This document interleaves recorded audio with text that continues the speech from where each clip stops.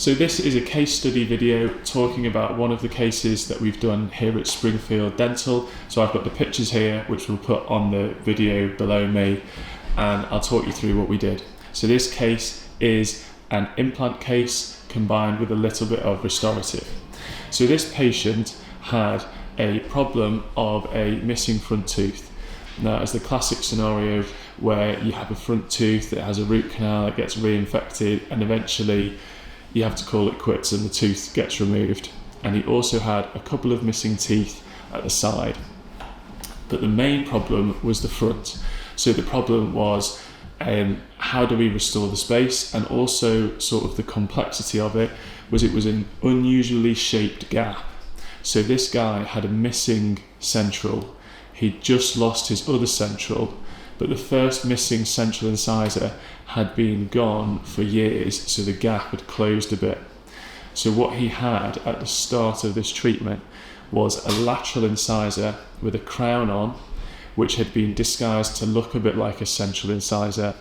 So the difficulty was he had this 1.5 sized tooth space at the front. So what we decided to do was place a single implant in the position of the upper central incisor and replace the old crown on the lateral incisor.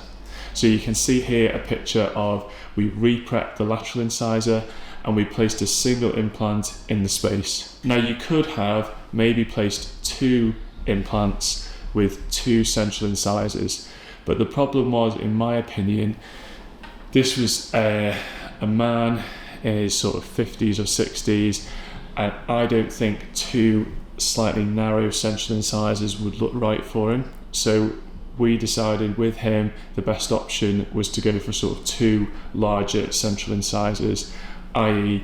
one was a crown on his lateral incisor and one was off the implant. So you'll see on the picture what we did. And then at the side he had again sort of a 1.5 sized gap. And sometimes in the real world, people want to restore their teeth, they want to restore spaces, but finance is a real factor, because 2 implants versus 1 implant is literally double the cost. And this here we thought was appropriate for putting 2 teeth on 1 implant. Now there are loads of situations where I wouldn't do that, but here he had really good bone, so we could get a nice big implant in that position, in the sort of premolar position, and get 2 premolar teeth onto 1 implant. So here you can see the after picture. We have on the upper left 2 teeth on 1 implant, the upper left sort of 4-5 position. We have a central incisor implant on the upper left one, and the upper right one is actually the upper right 2, and we have the crown on that.